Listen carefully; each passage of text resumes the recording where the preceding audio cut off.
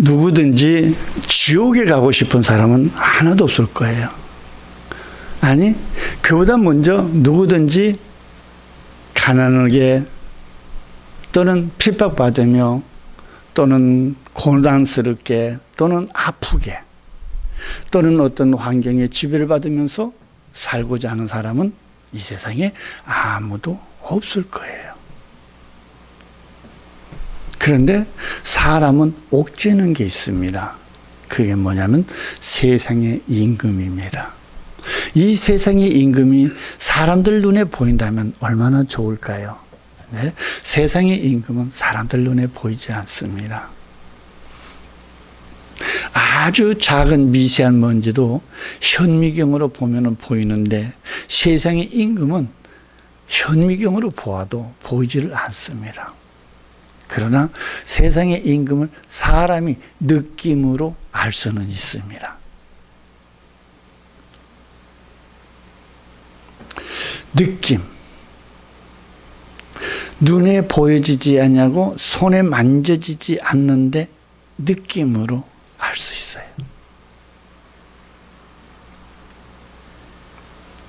그리고 또 갑자기 이런 얘기 하나를 더 여러분들에게 해드리고 싶네요. 여러분, 사람이나 이 세상에 있는 모든 것들은 세상 임금의 통치를 받습니다. 통치라는 것은 다스림이라는 의미를 가지고 있는데요. 세상 임금이 시키는 대로 사람은 움직일 수밖에 없어요. 세상 임금이 거짓말을 넣어주면 사람은 거짓말을 하고, 분노를 넣어주면 분을 품고, 미움을 넣어주면 미움을 품는 게 사람이에요. 이게 세상 임금이 그 사람들로 하여금 나타나는 현상이고 증상이죠. 근데 여러분 꼭 이거 하나는 좀 잘 들어두셨으면 좋겠어요. 그게 뭐냐면 세상 임금은 때에 따라서 거짓말도 넣어주고 분노도 넣어주고 미움도 넣어주고 갖가지를 넣어주죠. 그 세상의 임금이 사람들에게 넣어주는 그 생각은 한 70여 가지가 되거든요. 성경을 보면 한 70여 가지가 되는데 마귀가 세상 임금인 마귀가 넣어주는 이 생각을 사람이 듣는 일은 거의 없어요. 그러니까 세상 임금의 음성을 듣는 일은 사람들이 거의 없어요. 그리고 그 세상 임금은 수많은 자기의 졸개들을 각 사람들 몸속에 다 넣어주어 있어요. 사람 몸속에 그냥 파리떼들처럼 사람들 몸속에 들어있는 거예요. 그래가지고 파리떼처럼 들어있는 그 사단이의 졸개들이 각 사람들에게 이 생각도 넣어주고 저 생각도 넣어주고 해가지고 사람은 그 생각에 따라서 행동을 하거든요. 그렇지만 그 생각을 넣어주는 그 영들의 음성을 사람들은 거의 감지를 못해요. 그냥 생각나서 말하고 생각나서 행동하는 것뿐이에요. 그런데 그 영들이 하는 소리를 듣는 사람이 있어요. 그 사람들을 가리켜서 우리는 뭐라고 얘기하냐면 정신병자 또는 귀신 들린 자라고 이야기를 하죠. 그들은 그 귀신들과 늘 대화를 서슴지 않고 하죠. 자, 여기까지만 하고요. 다음. 그렇다면 하나님의 성령을 선물로 받은 우리는 하나님의 음성을 듣고 있을까요? 아닙니다. 하나님의 음성을 듣는 게 아니에요. 앞에서 말씀드린 것처럼 사단의 졸개들이 사람들에게 생각을 넣어주고 그 생각에 의해서 사람이 움직이는 것 같이 하나님의 성령이 우리에게 성경에 기록된 말씀을 생각으로 넣어주고 설교로 말씀하셨던 것을 생각나게 해서 그 삶을 살게 하시려고 성령이 오신 거예요. 그렇기 때문에 여러분들이 영적인 음성을 들으려고 절대 하지 마세요. 그리고 지금 이 시대에 살고 있는 사람들 중에서 하나님의 하나님이 이렇게 말씀하셨다, 하나님이 이렇게 하라 하신다, 이런 말을 하는 사람들 우리 주변에서 들어볼 수 있는데요. 이런 사람들은 상당히 경계의 대상으로 여러분들이 여겨주셨으면 좋겠습니다. 물론 그 중에는 참 하나님의 영에 의해서 그런 말씀을 하시는 분들도 없잖아 있습니다. 그러나 여러분 잘 들어보세요. 자, 하나님께서 그렇게 하셨어, 하나님께서 저렇게 하셨어, 하나님께서 이렇게 하래라고 하나님의 말씀을 받아서 선포하는 정도의 사람은 어떤 준비가 되어 있느냐면요, 그들의 입은 굉장히 무거운 사람들이에요. 묻는 말도 잘 대답하지 않는 사람들이에요. 그런 사람들의 입을 하나님이 주로 쓰십니다. 그리고 그 하나님은 각 사람들의 허물을 감춰주십니다. 아시겠습니까? 또 어떤 사람이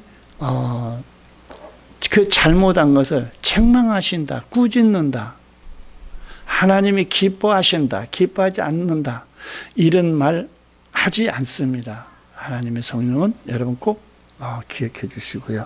그래서 예언자들과 계시자들의 이런 말들도 여러분들이 분별하는데 이 말씀으로 활용해 주셨으면 참 좋겠습니다.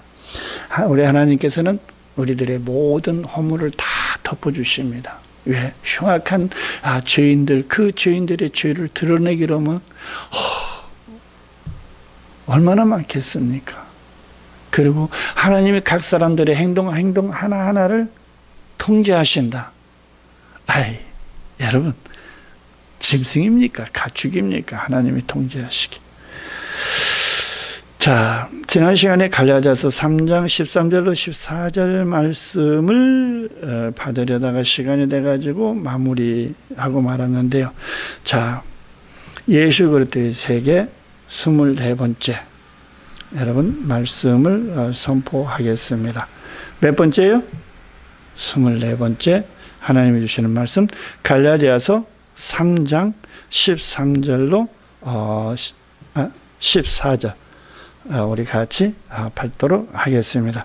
갈라디아서 3장 13절로 14절 말씀 선포합니다. 앞에서도 말씀을 드렸지만 우리는 옛날 성경을 사용하고 있고요. 옛날 성경을 가지고 계시지 않는 분은 제가 보이는 영상물을 보시면 함께 읽을 수 있겠습니다. 같이 읽습니다. 그리스도께서 우리를 위하여 저주를 받은 바 되사 율법의 저주에서 우리를 속량하셨으니 기록된 바 나무에 달린 자마다 저주 아래 있는 자라 하였습니다.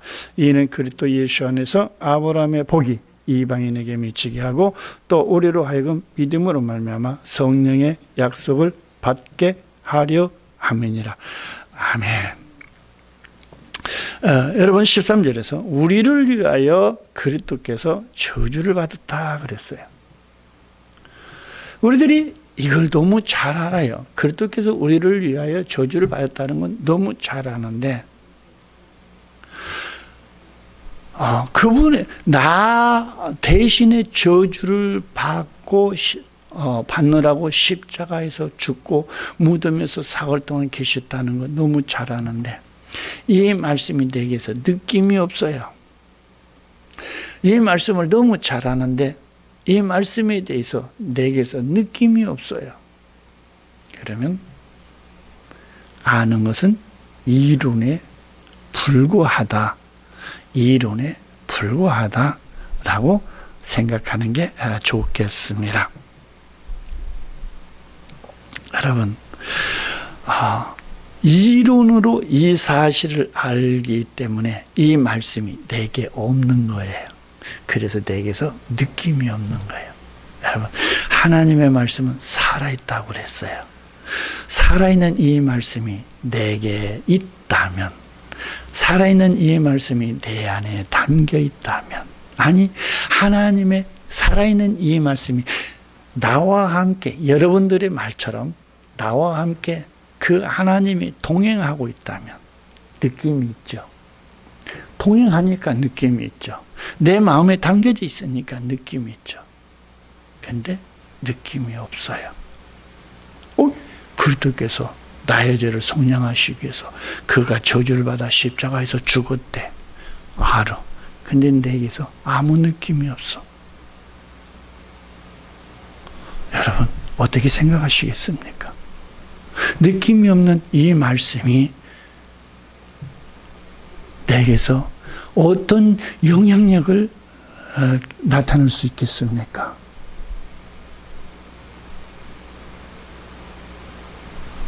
느낌도 없는 말씀. 느낌이 없다는 것은 함께 하고 있지 않다. 또는 지식은 있으되 생명이 없다. 라고 우리가 생각해 볼 필요가 있습니다. 그래서 여러분들이 하는 얘기 뭐예요? 제대로 예수님을 영접했으면 이 말씀이 내게서 느낌이 있다니까, 느낌이 있다는 것은 이 말씀이 나와 함께 하고 있다는 얘기야. 내 죄를 예수님께서 다 속량하셨다는 것을 내가 느끼지는 거예요. 그러면 내 정신 상태가 어떻게 되겠어요?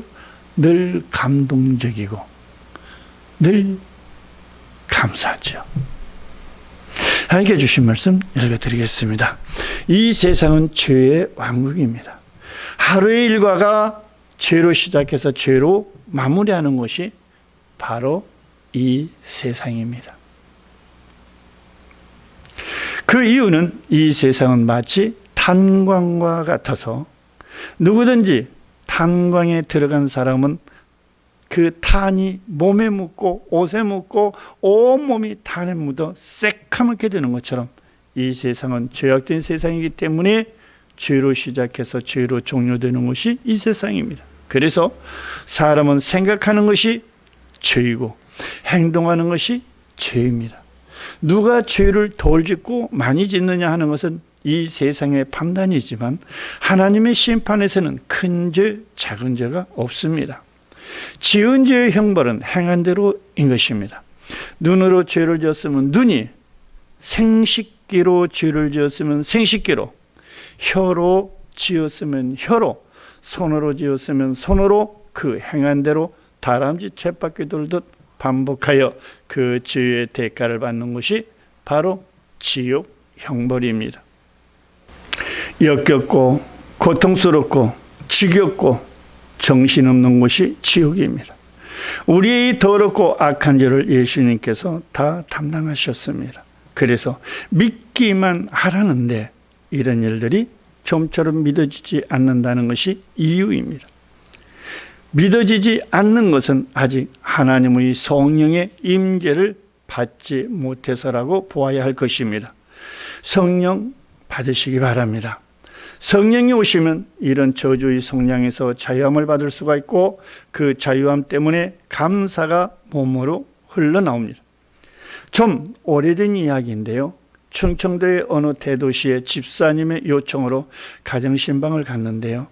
신방 예배에서 말씀을 드리고 돌아왔는데 그 가정의 남자 집사님이 거의 한날은 울고 살았다고 다른 집사님이 저에게 전해주시더라고요. 하나님에 대한 감사 때문에 운전도 못하고 걸어서 출퇴근하며 울고 다녔다고 이야기를 해주시더라고요. 우리들이 은혜를 받는다거나 깨닫는 것은 많은 말을 듣고 알아서가 아니라 단 한마디가 요동을 치는 것입니다.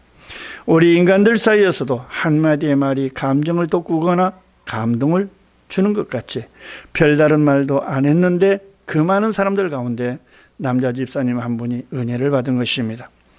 예수님이 십자가에서 내 죄를 속량하시기 위해 돌아가셨대. 아마 이 말씀을 모르는 분들은 거의 없을 것입니다. 그런데 문제는 내적으로는 알지도 못하거나 믿어지지 않는다는 것입니다. 그래서 생활에 느낌이 없다는 것이죠. 생활에서 느낌이 없다는 것은 인정도 믿음도 없는 증거입니다. 사람이 이 사실을 인정한다면 충청도의 이 집사님처럼 하나님의 그 크신 은혜가 감사하며 기뻐 뛰며 울고 다닐 수밖에 없는 것입니다.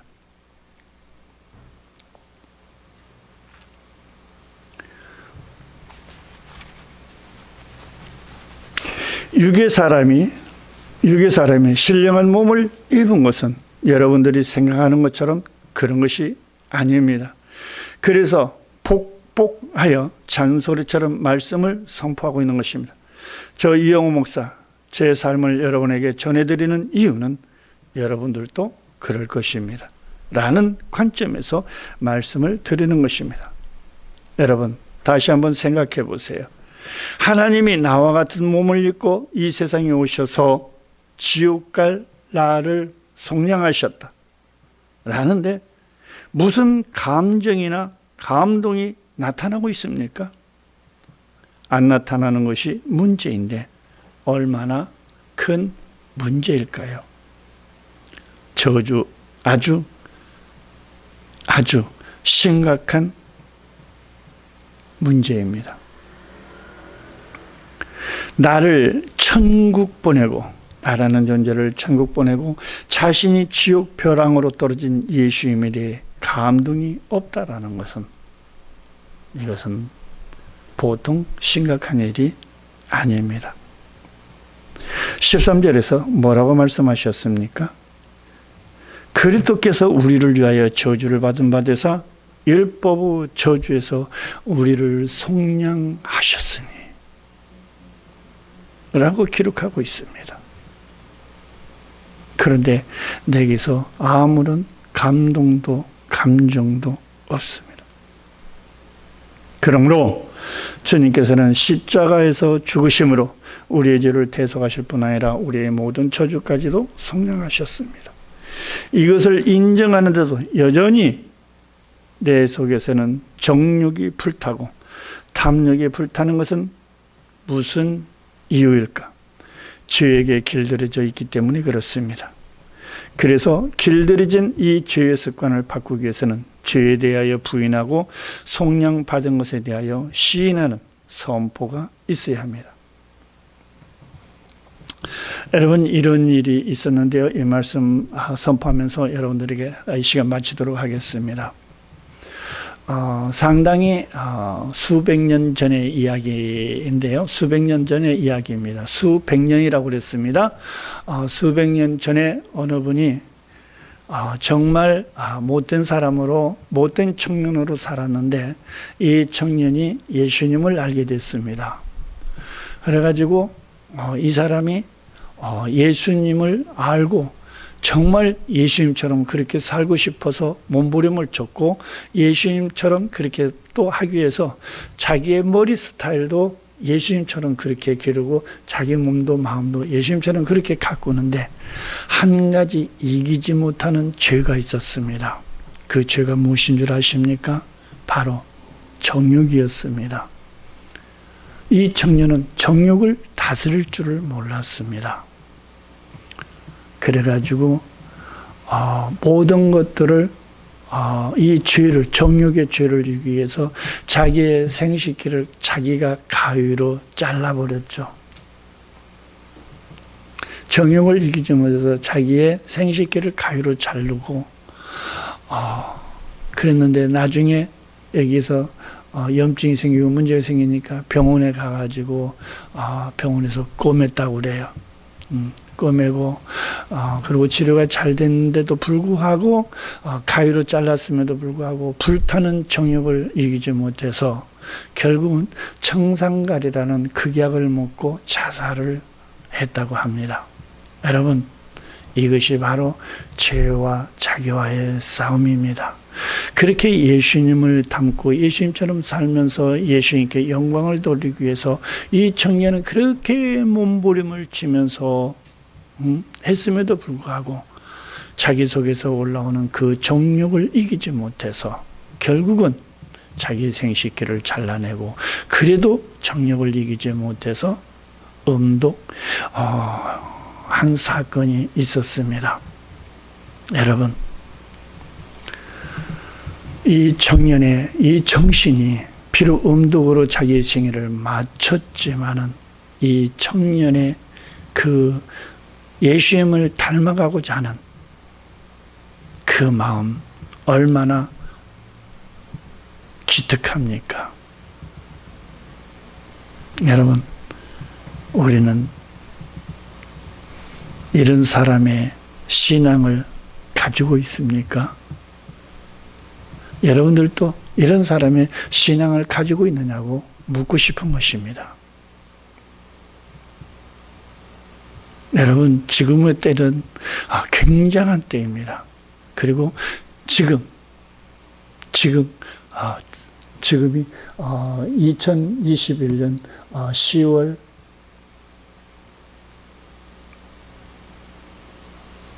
7일인가요? 10월 10일. 2021년 10월 10일. 둘째 주일인데요.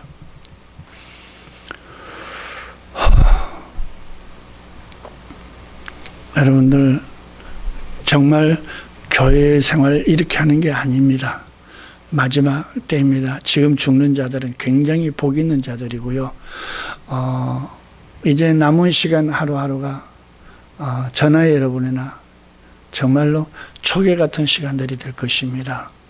여러분, 이 세상과 싸워서 이길 수 있는 신앙을 갖기 위해서는 여러분들 이렇게 살아서는 앞으로 이 청년처럼 그런 푸른 나가 되려는지도 몰라요. 푸른 나가 되려는지도 몰라요. 여러분들 신앙 정말 잘 가꾸셔야 됩니다. 다음, 이 선포를 저는 영적 전쟁으로까지 말할 수 있는데요. 그만큼 죄와의 싸움이기 때문에 어떤 사람에는 엄청 힘든 싸움이기도 할 것입니다. 믿지 못하게 하는 죄와 믿어야 하는 자신과의 싸움은 죽느냐 사느냐의 결단의 싸움입니다. 이 싸움에서 승리하면 일생을 기쁨과 감사로 영원을 경험하게 되지만 패배자는 육신의 정욕과 탐욕에 시달리면서 하나님을 괴롭히는, 그리고 불행을 자초할 수도 있습니다. 속량을 받았다고 입술로 시인함으로써 다 되는 것이 아니라 속량을 받게 되면 내면에서 폭발하는 감사와 기쁨이 올라옵니다. 이 말씀을 뒤이어서 다음 시간에 말씀을 받도록 하고 여기서 마치겠습니다.